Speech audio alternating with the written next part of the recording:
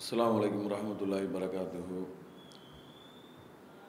தினமும் ஒரு குர்ஆனுடைய வசனத்திற்கு உண்டான விளக்கத்தை நாம் பார்த்து வருகிறோம். இன்று நாம் பார்க்கக்கூடிய வசனம் 13வது அத்தியாயத்தினுடைய 8வது வசனமாக இருக்கக்கூடிய அந்த வசனத்திலே அல்லாஹு ரப்புல் ஆலமீன் ஒரு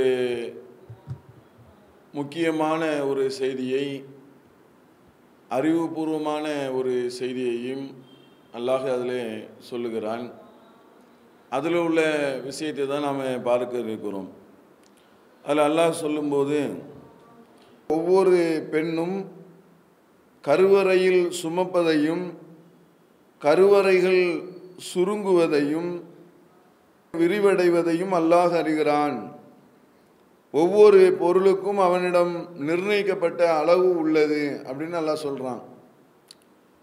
அதாவது கருவறையில் உள்ள அந்த விஷயத்தை பற்றி அல்லாஹ் சொல்லும்போது, ஒவ்வொரு பெண்ணும் கருவறையில் சுமப்பதையும், கருவறையில் சுமக்கக்கூடிய குழந்தையை பற்றி சொல்லும்போது சுமப்பதையும் கருவறைகள் சுருங்குவதையும் விரிவடைவதையும் அல்லாஹ் அறிகிறான். கருவறைகள் சுருங்குறது, விரிவடைகிறது அப்படின்னு ஒரு செய்தியை சொல்லிட்டு, அதில் மிக முக்கியமாக ஒவ்வொரு பொருளுக்கும் ஒரு குறிப்பிட்ட அளவிற்கு நிர்ணயிக்கப்பட்ட அளவு உள்ளது அப்படின்னு சொல்லி இந்த உடம்பினுடைய விஷயத்தை பற்றி சொல்கிறான். இது என்ன அப்படின்னு சொன்னால், இந்த கருவறையில் உள்ள இந்த குழந்தையினுடைய விஷயங்களில், இந்த உடலில் ஒரு மனித உடல்களில் பல அதிசயம் உள்ள விஷயங்கள் இருக்கிறது. அதாவது பொதுவாக மனித உடம்பில் வேற ஒரு அந்நிய பொருட்கள் வந்துச்சுன்னு சொன்னால் அதை நம்ம உடம்பு ஏற்றுக்கொள்ளாது. நம்ம கண்ணில் ஒரு தூசி உழுது, உளுந்த உடனே நம்ம கண் என்னென்னு செஞ்சிடணும்னா கண் உறுத்திக்கிட்டே இருக்கும். போட்டு உறுத்தல் எடுத்து எப்படியாச்சும் அதை வெளியே தள்ளுறதுக்கு உண்டான வேலையை செஞ்சுக்கிட்டே இருக்கும். நகத்தில் ஒரு சின்ன ஊசி குத்திடுச்சு, இல்லை ஒரு சிராசு குத்தி, ஒரு குச்சி குத்தி அதில் இருக்குதுன்னு சொன்னால் அது வெளியேறுற வரைக்கும் நம்மளை ஓட்டு என்ன செஞ்சுக்கிட்டு இருக்கோம், வலி கொடுத்துக்கிட்டே இருக்கும். அது காலில் முள் குத்தினாலும் சரி, உடம்புல வேறு எந்த ஒரு பாகத்தில் எந்த ஒரு பொருள், வெளியில் உள்ள ஒரு பொருள் உள்ளே வந்துவிட்டால் அந்த பொருளை என்ன செஞ்சிடும், நம்ம உடம்பு இயற்கையாகவே அது ஏற்றுக்கொள்ளாது. அப்படி ஏற்றுக்கொள்ளாதனால நமக்கு என்ன செய்யணும்னா வலி கொடுத்துக்கிட்டே இருக்கும். சில நேரத்தில் சீல் வச்சு அதன் மூலியமாக அதை வெளியேற்ற பார்க்கும். இப்படி அதை ஏதாவது ஒரு வழியில் அதை வெளியேற்றுவதற்குண்டான வேலைகளை நம்முடைய உடம்பு செஞ்சுக்கிட்டே இருக்கும்.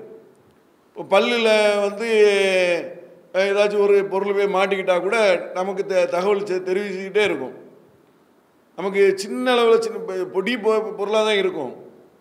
அந்த பொடிசான ஒரு பொருள் மாட்டிக்கிட்டா கூட அது என்ன பண்ணால் நமக்கு தகவலை தெரிவிச்சுக்கிட்டே இருக்கும். மாட்டி இருக்குது, எடு எடு எடுன்னு நமக்கு சொல்லாத மாதிரி சொல்லிக்கிட்டே இருக்கும். இது மாதிரி உடலில் எந்த ஒரு பகுதிகளில் ஏதாவது ஒரு குத்தினாலோ அடிபட்டுட்டாலோ, அதை குத்துனதுனால அடிபட்டு உள்ள ஏதாச்சும் தேங்கி விட்டால் அது சொல்லிக்கிட்டே இருக்கும். அதனால தான் சமீபத்தில் பார்க்குறோம், இப்போ மனநிலை பாதிக்கப்பட்டு ஒருத்தரை அவருடைய வயிற்றை ஸ்கேன் பண்ணி பார்த்துருக்குறாங்க. அதுக்குள்ளே ஒரு 40 வகையான பொருட்கள் உள்ளே இருந்திருக்கிறது. இரும்பு, சாவி, இது மாதிரியாக இது உறுத்திக்கிட்டே இருக்கும், உள்ளேருந்து அதை வெளியேறிக்கிட்டே இருக்கும். மனநிலை பாதிக்கப்பட்டவனால அது அவருக்கு அதை சொல்ல தெரியாது.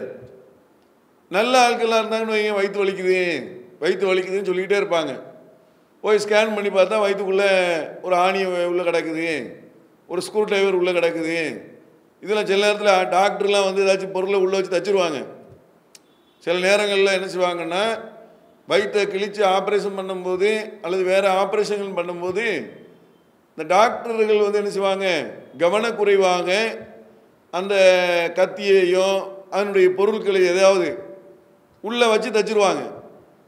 அது என்ன, உள்ளே வச்சு தச்சுட்டேன்னா ஒன்றுமே தெரியாமல் அப்படி போயிட வேண்டியதானே? அப்படி கிடையாது. அந்த உடம்பு என்ன செய்யும்னா, உள்ள ஒரு பொருள் இருக்குங்கிறது தகவல் தெரிஞ்சுக்கிட்டே இருக்கும். வயிற்று வலிக்கும், அது வலிக்கும், ஏதாச்சும் ஒரு ப்ராப்ளத்தை ஏற்படுத்திக்கிட்டே இருக்கும். அதை வெளியில் கொண்டு வர்ற வரைக்கும் அது முயற்சி பண்ணிக்கிட்டே இருக்கும். அப்போ அப்படி தான் வந்து அல்லாஹ் ரப்புல் ஆலமீன் இந்த உடம்பை வந்து ஆக்கி வச்சிருக்கிறான். அதனால தான் அல்லாஹ் இன்னொரு வசனத்தில் சொல்லும்போது ஃபபிஐ ஆலாயி ரப்பிக்குமா துகத்திபான், அல்லாஹுடைய அருக்கொடைகளில் எதனை நீங்கள் பொய்யென கருதுகிறீர்கள் அல்லாஹ் கேட்குறான். எல்லாமே அருக்கொடைங்கிறான். அல்லாஹ்வுடைய அருக்கொடையில் வந்து நம்ம காசு தான் அருக்கொடை, இந்த ஏதாச்சும் முக்கியமான ஒன்றை தான் அருக்கொடைன்னு மனுஷன் நினச்சிக்கிட்டு இருக்கிறான். அல்லாஹ் என்ன சொல்கிறான்னா, உலகத்தில் உள்ள எல்லாமே உனக்கு அருக்கொடை தான். கண்ணில் தூசி விழுந்தா அந்த கண்ணுடைய தூசியை வந்து அகட்டுத, உறுத்துத, கண்ணு உறுத்திக்கிட்டே இருக்க. அந்த உறுத்தக்கூடிய அந்த உறுத்தல் இருக்கிறதுனால தான் கண்ணு பாதுகாக்கப்படுது. இல்லைன்னா கண்ணு லென்ஸ் போயிருமே, கிழிச்சு ஒன்றுலாம் போயிருமே, அது உறுத்திக்கிட்டே இருக்குல்ல. அப்போ அது கூட ஒரு அருக்கூடை தான்.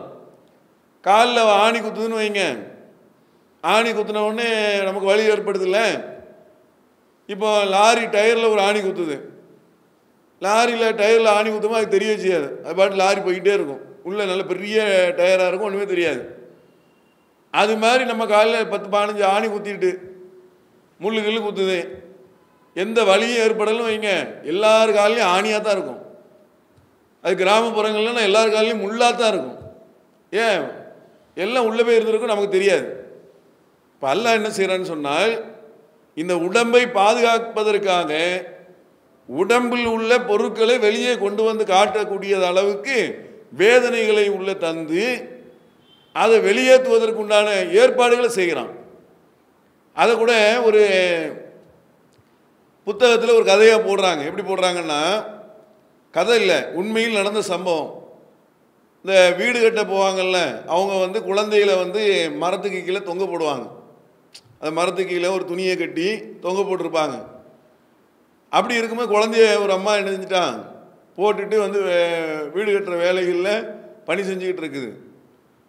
அப்போது அந்த நேரத்தில் எறும்பு வந்து அந்த குழந்தைய வந்து கடிக்குது. அந்த கடிக்கக்கூடிய சவுண்டு கேட்டவுடனே ஓடி வருது.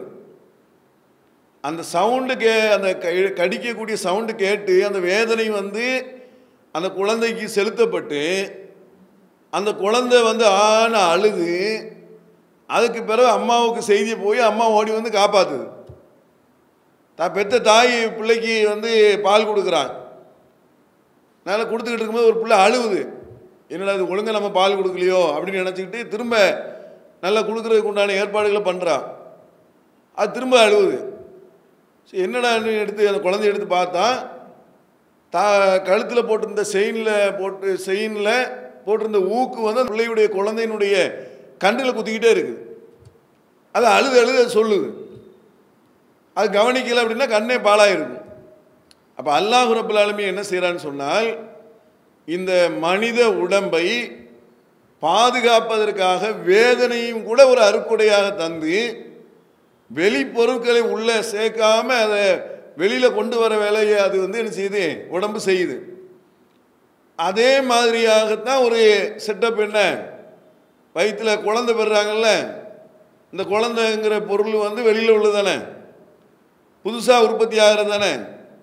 விந்து துளி உள்ளே நுழைந்து அது சினை முட்டையாக ஆகி, அது சினை முட்டை வந்து அதுக்கப்புறம் எலும்பாக ஆகி, எலும்புக்கு சதையை போர்த்தினோம் அப்படின்னு சொல்கிறாங்க. அப்போ அதுக்கப்புறம் தான் குழந்தையாகுது. அப்போ ஒரு தன்னிச்சையாக ஒரு பொருள் வந்த உடனே இந்த உடம்பு என்ன செய்யாது, இயற்கையாகவே எதையும் ஏற்றுக்கிடாது. அதுக்காக தான் வாந்திலாம் எடுக்கிறாங்கல்ல, ஒன்றுமே சாப்பிட்ருக்க மாட்டாங்க, வான்னு வாந்தி எடுத்துக்கிட்டே இருக்காங்கல்ல. அதுக்கு என்ன அப்படின்னு சொன்னால், அந்த உடம்புக்கு வந்து ஏற்றுக்கொள்ளாத ஒரு நிலையில் இருந்து அது வெளியில் தள்ளுவதற்குண்டான ஏற்பாடை செய்யுது. ஆனால் அது என்ன செஞ்சிருது, அல்லாஹ் ரப்புல் ஆலமீன் என்ன செய்கிறான்னா, ஒரு நிர்ணயிக்கப்பட்ட தவணை இருக்குது அப்படின்னு சொல்கிறான் பாருங்க. வசனத்தில் சொல்கிறேன்னா, ஒவ்வொரு பொருளுக்கும் ஒரு நிர்ணயிக்கப்பட்ட தவணை இருக்குது. சும்மா நான் அதை நினச்சா உடனே அதை வெளியில் தள்ளிட முடியும். நான் அப்படி தள்ளாமல் குழந்தை பெறக்கூடிய அந்த மாதம் என்று அந்த 10 மாதம் வரைக்கும் அதுக்கு ஒரு தவணையான வாடகைக்கு வீடு மாதிரி ஒரு இடத்துல ஒரு நிர்ணயிக்காமல் இத்தனை 10 மாதம் நீ வச்சுக்க, அந்த இடத்துல உள்ளே இருந்துக்க, பாதுகாப்பாக இருந்துக்க, 10 மாதம் அணிஞ்ச உடனே ஆட்டோமேட்டிக்காக வெளில வந்துடும். அந்த நிர்ணயிக்கப்பட்ட தவணைக்கு பிறகு கருவறைகள் சுருங்க ஆரம்பிக்குதான்.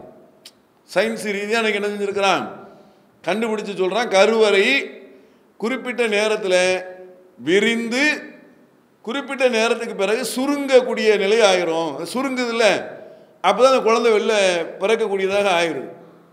அப்போ விரிந்து சுருங்கக்கூடிய அந்த இது இருக்குல்ல, இது குறிப்பிட்ட நாளில் அது நடக்கும்னு இது சொல்கிறான்.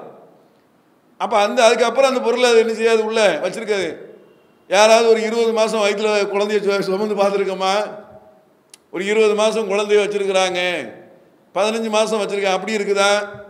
எல்லாம் 10 மாதம், அதில் முன்ன பின்ன கொஞ்சம் நாள் இருக்குன்னு வைங்க. அப்போ அந்த குறிப்பிட்ட நாளோடு எல்லாம் இணைஞ்சிருதான்.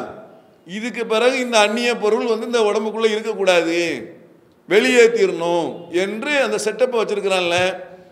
இதுக்கு பேர் வந்து கருவறை சுருங்குதல் என்று சொல்கிறாங்க. கருவறை சுருங்குதல் அப்படிங்கிறாங்க. இதை அறிவியல் பூர்வமாக கண்டுபிடிச்ச இந்த கண்டுபிடிப்பு நபிகள் நாயகத்துக்கு எப்படி தெரியும்? அன்றைய மருத்துவத்தில் இது கிடையவே கிடையாது. இது நவீன மருத்துவத்தில் கண்டுபிடிக்கப்பட்ட ஒரு விஷயந்தான் இது. அப்போ 1400 ஆண்டுகளுக்கு முன்னால் இருக்கக்கூடிய திருக்குறானில் கருவறை சுருங்கக்கூடிய தன்மை படைத்தது. சுருங்குவதனால தான் குழந்தை வந்து என்ன செய்யுது, வெளியே இருக்கிறது என்ற ஒரு தன்மை இன்னைக்கு அறிவியல் பூர்வமாக கண்டுபிடித்த ஒரு விஷயம். அது குரானில் இருக்குதுன்னு சொன்னால் இது இறை வேதம் இல்லாமல் வேற என்ன? இறை வேதத்துக்கு இதை விட வேற என்ன சான்று?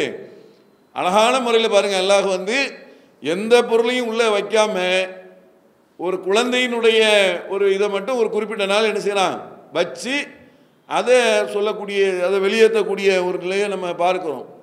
சில பொருட்கள் இருக்குது, இப்போ கையில் அடிபட்டுட்டு காலில் அடிபட்டுட்டு ஸ்டீல் வச்சுலாம் என்ன செய்வாங்க, 2 எலும்புகளையும் இணைச்சி ஸ்டீல் வச்சு விட்ருவாங்க. அதே மாதிரி இந்த காப்பர் டீன்லாம் வைப்பாங்கல்ல, இந்த குழந்தை பிறக்காமல் இருப்பதற்காக காப்பர் டீன்னு சொல்லி அது ஒரு டீ மாதிரியான ஒரு வடிவத்தில் உள்ள ஒரு பொருளை வந்து என்ன செய்வாங்க, கர்ப்பப்பையில் அந்த வாயில் வச்சு விட்ருவாங்க. அந்த கையில் அந்த எலும்புகளில் ஜாயின் பண்ணுறாங்கல்ல, இது அந்நிய பொருள் தான். அது தெரிவித்துக்கிட்டே தான் இருக்கும். ஆனால் ஜாயின் பண்ணிட்டதுனால ஒரு குறிப்பிட்ட நாளுக்கு அப்புறம் அவங்களுக்கு என்ன மைண்ட் ரீதியாக என்ன ஆயிரும், இது நம்ம உடம்புல இருக்குதுன்னு அப்படி மைண்டில் சேர்ந்துடும். ஆனால் அது நமக்கு தகவல் தெரியுமான்னு தெரிஞ்சுக்கிட்டே இருக்கும்.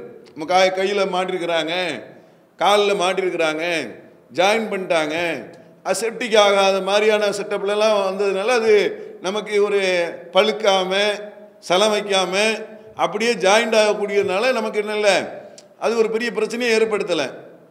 அப்போ இது மாதிரியாக நம்ம திட்டமிட்டு சில விஷயங்களை உள்ளே வைத்தால் அதுவும் தகவலை தெரிவிக்க தான் செய்யும். ஆனால் அது முறைப்படி வைக்கிறதுனால அது மனத்தை நம்ம மூளை ரீதியாக ஏற்றுக்கொள்வதனால் சிலர் அது வாழ்நாளில் முழுவதும் அதை வச்சுக்கிட்டே இருக்கிறாங்க. அதுக்கு உண்டான நிர்ணயிக்குண்டான அந்த காலம் இருக்குல்ல, அது நீளமாக இருந்தாலும் நம்ம மூளைக்கே அது தெரியுது உள்ளே இருக்குங்கிறதுனால, மற்றதுக்கு அதை வெளியேற்றுதோம். அப்போ அல்லாஹுடைய இந்த வசனத்தில் பாருங்கள், எவ்வளோ அழகாக சொல்கிறான் பாருங்கள். ஒவ்வொரு பெண்ணும் கருவறையில் சுமப்பதையும் கருவறைகள் சுருங்குவதையும் விரிவடைவதையும் அல்லாஹ் அறிகிறான். ஒவ்வொரு பொருளுக்கும் அவனிடம் நிர்ணயிக்கப்பட்ட அளவு உள்ளது அப்படின்னு அல்லாஹ் சொல்கிறான். அதே மாதிரி இன்னொரு வசனத்துலையும் இதை கொஞ்சம் விரிவாக இன்னொரு விஷயத்தில் எப்படி சொல்லணும்னா, அந்த குழந்தை உருவாக்கக்கூடிய அந்த விஷயத்தில் சொல்லும்போது, மனிதர்களே மீண்டும் உயிர்ப்பிக்கப்படுவதில் நீங்கள் சந்தேகத்தில் இருந்தால் உங்களுக்கு தெளிவுபடுத்துகிறோம்.